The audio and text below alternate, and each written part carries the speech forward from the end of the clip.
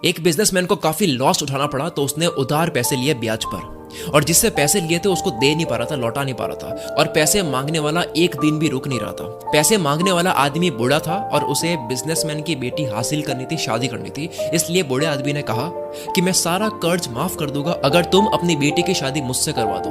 Businessman ने मना कर दिया तो बूढ़े आदमी ने एक और ऑफर रखा कि एक काम करते हैं, गेम खेलते हैं जिसमें एक छोटी सी पोटली में 2 पत्थर डालूंगा, एक व्हाइट होगा और ब्लैक होगा।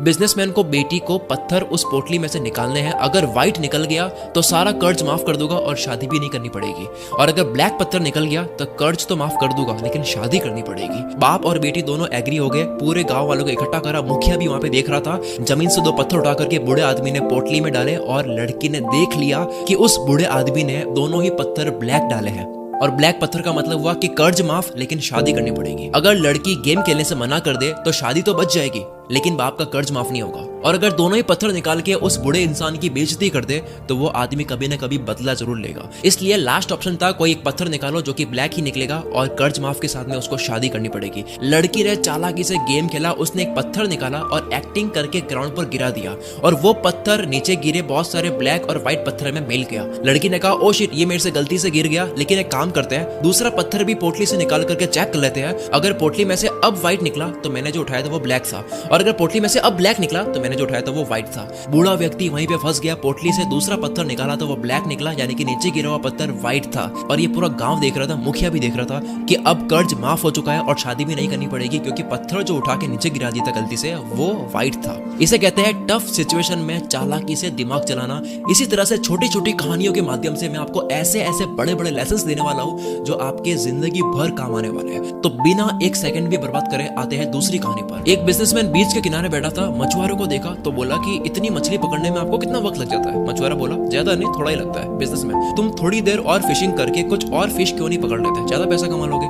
मछुआरा और फिश क्यों, इतने काफी है ना। बिजनेसमैन तो बाकी के टाइम करते क्या हो? मछुआरा फिशिंग करके घर जाता हूँ, वाइफ बच्चों और दोस्तों के साथ में टाइम स्पेंड करता हूँ, शराब पीता हूँ, मजे करता हूँ, गिटार बजाता हूँ, नाच गाना चलता है, पार्टी होती है, फिर सो जाता हूँ। बिजनेसमैन तुम ज्यादा फिशिंग करके पैसे कमाओ, सेविंग करो और उसे बोट खरीद लो जिससे और ज्यादा फिश पकड़ पाओगे कम वक्त में, और इस तरह से एक और बोट ले लो और इस तरह से तुम अपनी टीम बना लो, अपना काम दूसरों को भी सिखा लो, वो आपके लिए काम करेंगे। कंपनी सेटअप कर लो, एक प्रोडक्शन प्लांट बना दो, फिश की पैकिंग और डिस्ट्रीब्यूशन कंट्रोल कर सकोगे, और एक सिटी के अलावा दूसरी सिटीज में भी अपनी ब्रांचेस खोल दो। मछुआरा शांत रहा और बोला उसके बाद? बिजनेसमैन अरे उसके बाद क्या, एक बीच हाउस खरीद लेना, फैमिली के साथ में एंजॉय करना, फिशिंग करना, सुबह शाम आराम करना, तुम्हारी टीम काम कर रही होगी, रात को दारू पार्टी म्यूजिक और जलसे चलते रहेंगे। मछुआरा बट ये तो मैं अभी भी करता हूँ। बिजनेसमैन आगे कुछ बोल नहीं पाया, पता चला कि उसने अपना बिजनेस छोड़ दिया और फिशरमैन के साथ में रहना शुरू कर दिया। आप कुछ भी कर रहे हो, आप पता करो कि उसके बाद क्या, वो क्यों पाना है, वो क्यों करना है। अगली स्टोरी। एक बार एक लड़का अमीर बनना चाहता था और वो गुरुजी से कहता है कि कोई काम बताओ जिससे मैं बहुत कमा सकूं। गुरुजी उसे एक जगह ले गए जहाँ पर बहुत सारी कंकड़ पड़ी थी और कहा कि इन सारी कंकड़ में से एक कंकड़ ऐसी है जो किसी भी चीज को सोने में बदल सकती है, और उस कंकड़ की पहचान है कि वो थोड़ी सी गर्म होगी, बाकी सारी ठंडी होगी। जाओ ले लो अपनी हर चीज को सोने में बदल देने वाली कंकड़।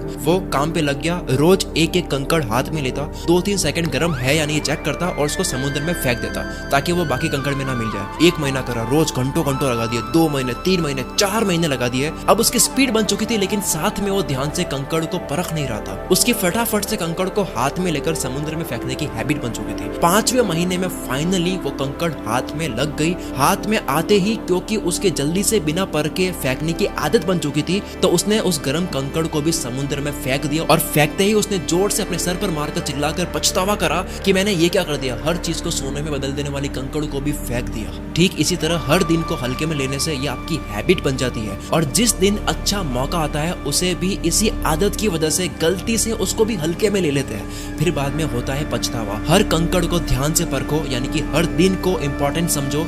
कोई एक दिन, कोई एक कंकड़ आपकी जिंदगी को सोने में बदल सकता है। अगली कहानी। एक बाप अपने बेटे के साथ में रेस्टोरेंट में खाना खाने जाता है और नोटिस करता है कि रेस्टोरेंट की हालत काफी खराब है, गंदगी है, टेबल टूटी हुई है, खाना भी टेस्टी नहीं था।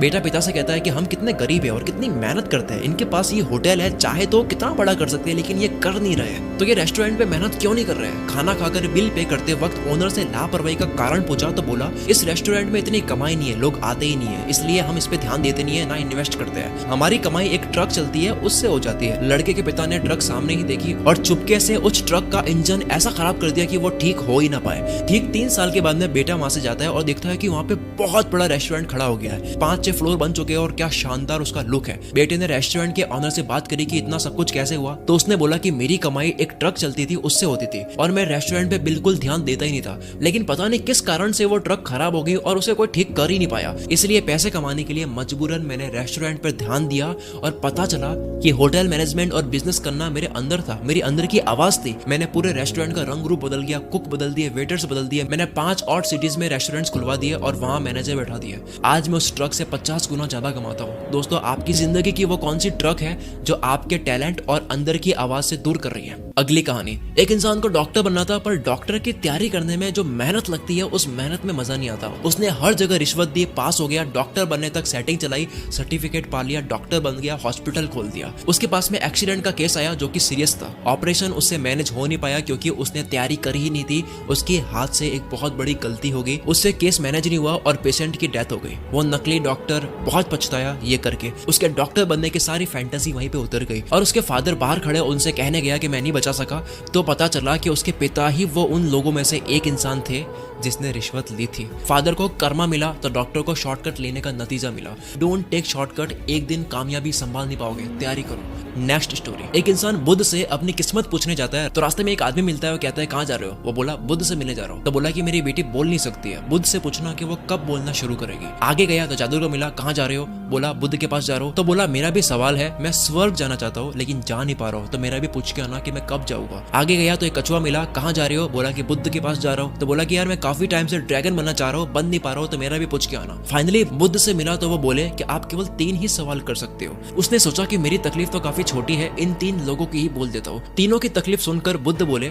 कछुआ ड्रैगन बनेगा जब वो कवच छोड़ देगा, जादूगर स्वर्ग जाएगा जब वो अपनी जादू की छड़ी को छोड़ देगा, और लड़की बोलना शुरू कर देगी जब उसको लाइफ पार्टनर मिल जाएगा। वापस आते वक्त उस इंसान ने कछुए से कहा कि तुम अपना कवच छोड़ दो, ड्रैगन बन जाओगे। उसने जैसे ही कवच छोड़ा, ड्रैगन बन गया और बहुत सारे मोती गिरे, जो मोती उस इंसान ने रख लिए। आगे जाकर जादूगर से मिला और कहा कि तुम ये छड़ी छोड़ दो तो तुम स्वर्ग चले जाओगे। छड़ी छोड़ दी और वो छड़ी उस इंसान ने रख ली और वो स्वर्ग चला गया। उसके बाद में आखिर में वो लड़की से मिला तो लड़की ने आगे से ही बोल दिया कि तुम वही आदमी हो ना जो पहले आए थे। लड़की बोल पड़ी, मतलब वो इंसान उस लड़की का लाइफ पार्टनर बन गया। सबने कुछ ना कुछ खोया और कुछ पाया, लेकिन सबसे ज्यादा उस इंसान ने पाया जिसने अपने लिए एक भी सवाल नहीं करा। वो इतना दूर जाने के बाद भी अपना एक भी सवाल नहीं करा, उन तीनों के लिए सवाल करा, जिसे मिले मोती, जादू की छड़ी और लाइफ पार्टनर। जितना बड़ा त्याग उतनी बड़ी सक्सेस। अगली कहानी, एक साधु कड़ी तपस्या कर रहा था और तपस्या के वक्त ही उस गांव में बाढ़ आ जाती है। लोग सब घर छोड़ के जा रहे हैं, अपने आप को बचा रहे हैं। तो एक ने देखा तो साधु को अलर्ट करा कि चलो वरना तुम डूब जाओगे। साधु बोला कि मुझे कुछ नहीं होगा, मुझे ईश्वर बचा लेगा। मैं इतने सालों से कड़ी तपस्या कर रहा हूँ, वो मुझे बचा ही लेगा।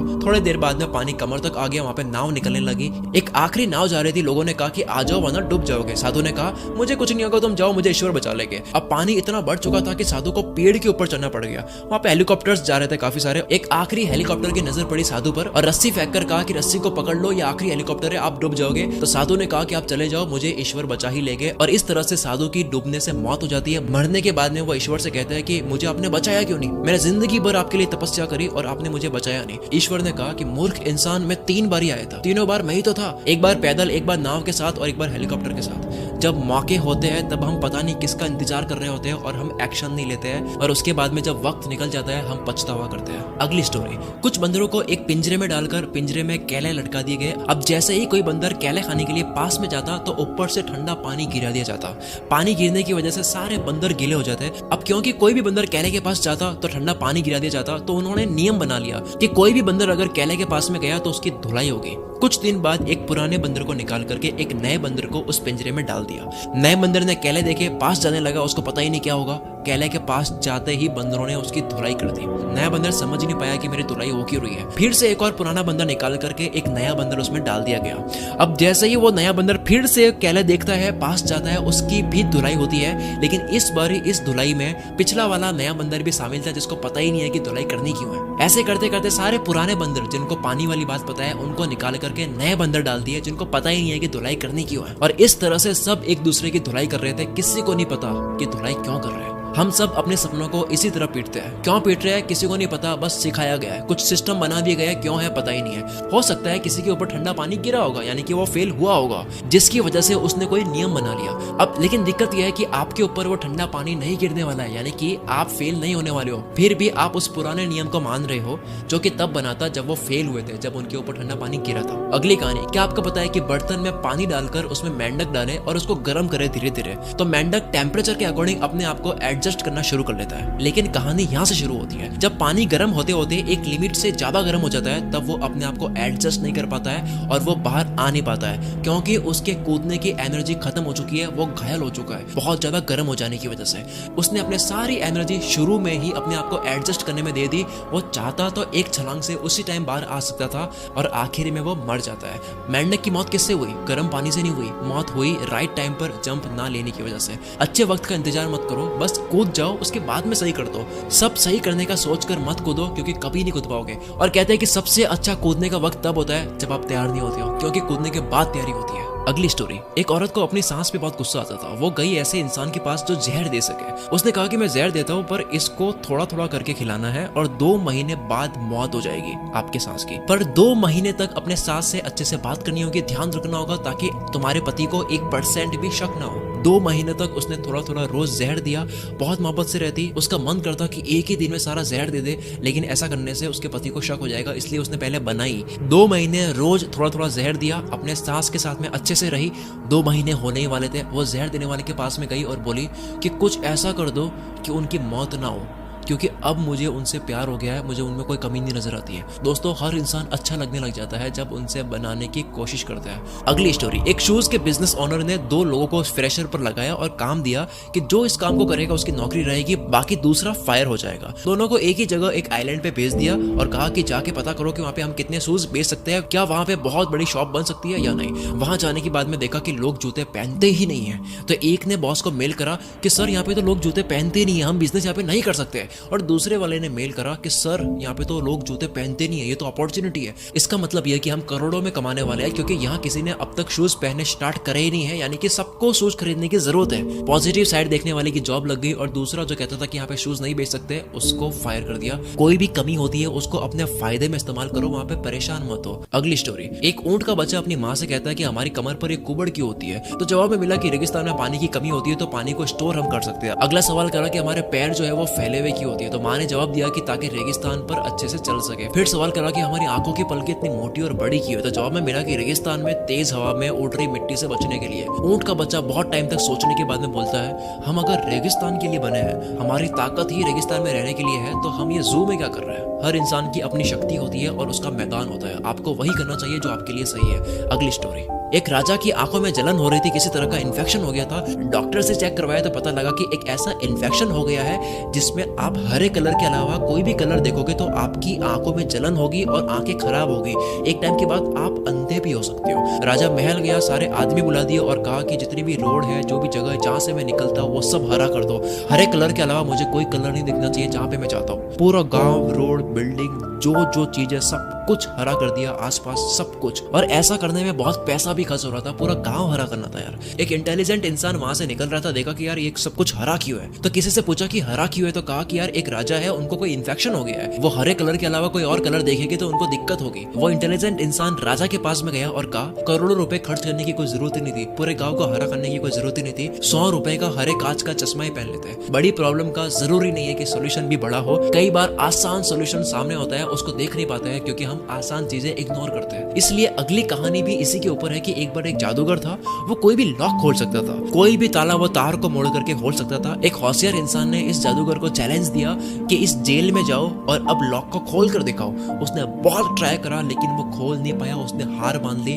होशियार इंसान कहता है कि तूने बहुत ताले खोले हो गए लेकिन ये नहीं खोल पाया। पता है क्यों? क्योंकि ये अनलॉक था, इसको मैंने लॉक करा ही नहीं था। कई बार जो नहीं है वो भी हम सॉल्व करने लग जाते हैं, यानी कि बेवजह सोचने लग जाते हैं। अगली स्टोरी, ये आखिरी स्टोरी बड़ी इंटरेस्टिंग है। एक राज्य में हर 5 साल में एक नया राजा बनाया जाता है और 5 साल कंप्लीट होने के बाद में उस राजा को एक ऐसे जंगल में भेज देते हैं जहां पर जंगली जानवर होते हैं और वो जानवर ही खा लेते हैं उस राजा को। एक राजा के 5 साल कंप्लीट हुए, उसको जंगल में भेज दिया गया और अब आया चालाक राजा। जब ये चालाक इंसान राजा बन जाता है तब वो लोगों से पूछता है कि 5 साल कंप्लीट होने के बाद में आप ऐसा कौन सा जंगल है जहां पर भेज देते हो। वो राजा अपने लोगों के साथ में उस जंगल में जाता है, देखता है कि वो काफी घना जंगल है, वहां पर काफी राजाओं की बॉडीज भी पड़ी है। राजा सोचता है कि 5 साल के बाद में मेरा भी ये हाल होने वाला है। उसने दिमाग लगाया और पहले ही साल में जंगल के सारे पेड़ कटवा दिए, जानवर हटवा दिए और दूसरे साल में डेवलपमेंट का काम शुरू कर दिया। रोड बननी शुरू हो गई, बिल्डिंग बननी शुरू हो गई, खेती होनी शुरू हो गई, गरीबों के रहने के लिए कुछ जगह बना दी, स्कूल कॉलेज सब बनानी शुरू कर दी। 5 साल कंप्लीट होने से पहले जंगल का नाम और निशान मिटा लिया। ये सब करते करते राजा ने पैसे भी बहुत ज्यादा सेव कर लिए अपने लिए। 5 साल जैसे ही कंप्लीट हुए, राजा बोलता है कि मुझे भेज दो जहां पर आप भेजते हो हर बारे। राजा को बोट में बैठाया जाता है क्योंकि जंगल का रास्ता नदी से आता है, तो बोट में बैठने से पहले वो काफी खुश होता है। लोग पूछते हैं कि आप इतने खुश क्यों? तो वो बोला कि हर राजा आता है, 5 साल राज करता है, मस्त रहता है राज करने में, और 5 साल बाद जंगल में जाता है। मैंने 5 साल केवल राज नहीं करा, मैंने कड़ी मेहनत से घने जंगल को शहर बना दिया। मेरे 5 साल यहाँ कंप्लीट हो चुके हैं, अब मैं जिंदगी भर वहां राज करूंगा जहां जा रहा हूँ।